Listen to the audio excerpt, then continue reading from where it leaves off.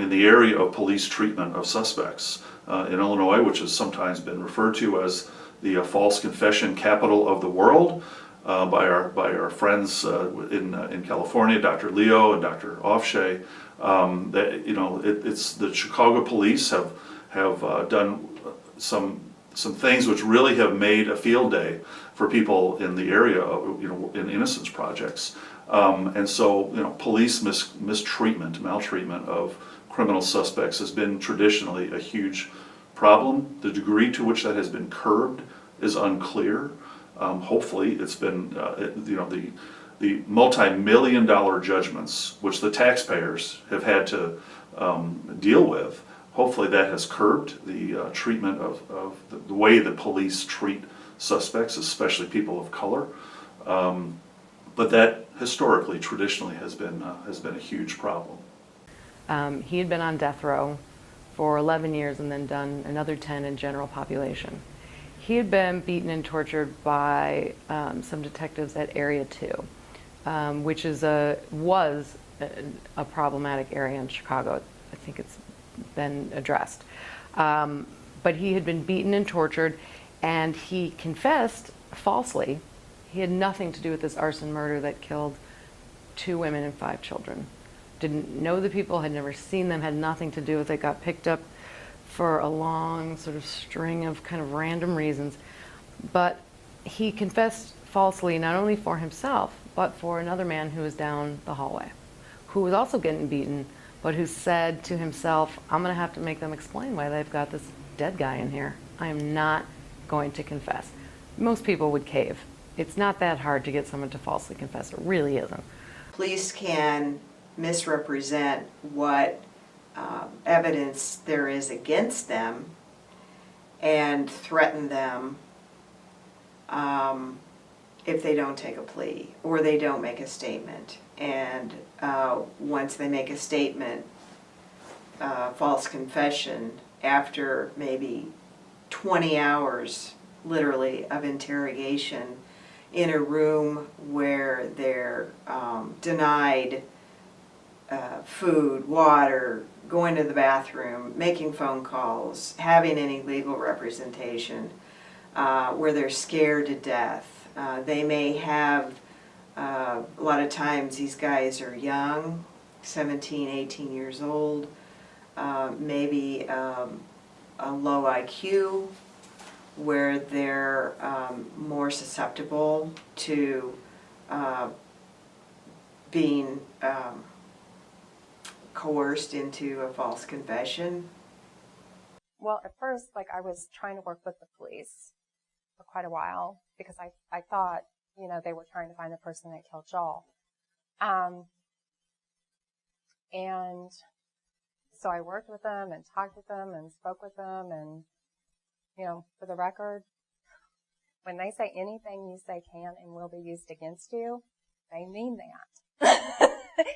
And it was just a very frustrating experience.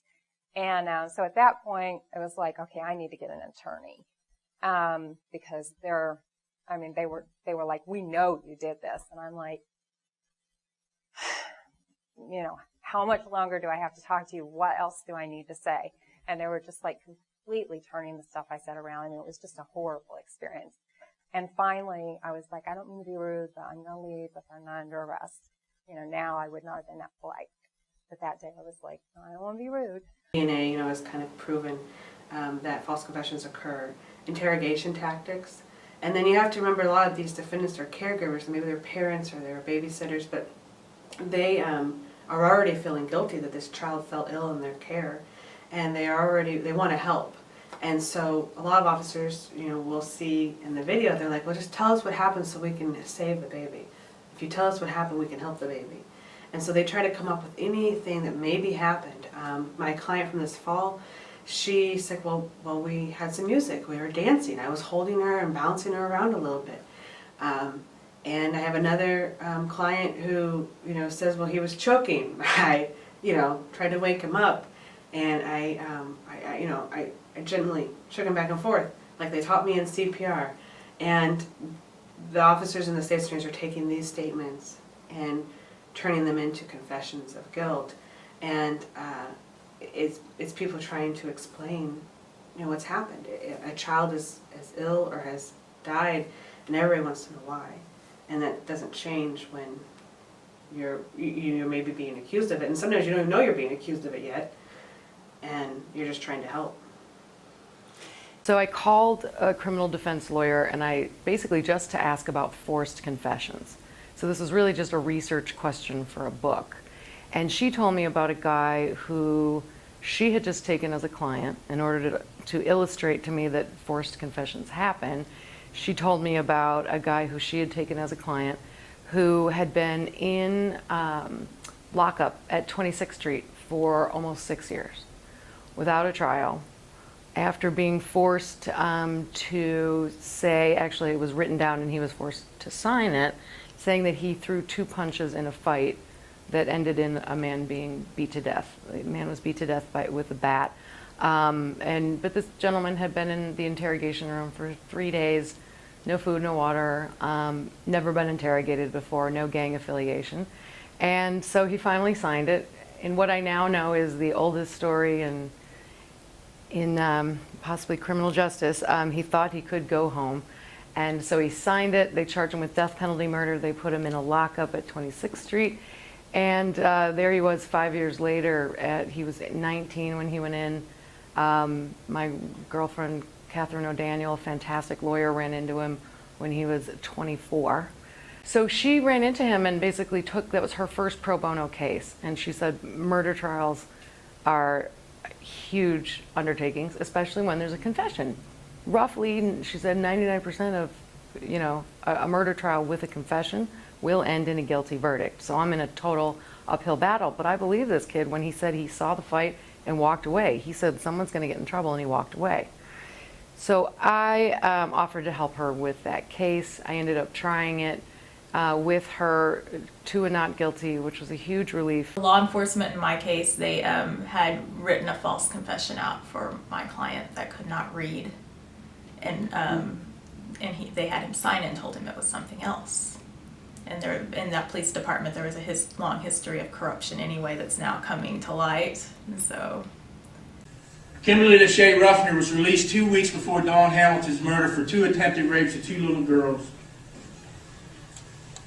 He didn't have enough evidence to prosecute him, so after a year of being incarcerated and waiting to go to trial, they dropped the charges and he was released. Dawn Hamilton was murdered 2 weeks later. I was arrested August the 9th, 1984, and Kimberly Lachey Ruffner was arrested 3 weeks after me for attempted rape and murder of a woman at Fells Point. We were busting in her door and cut her throat. And if you would look on this court, this talks about Ruffner.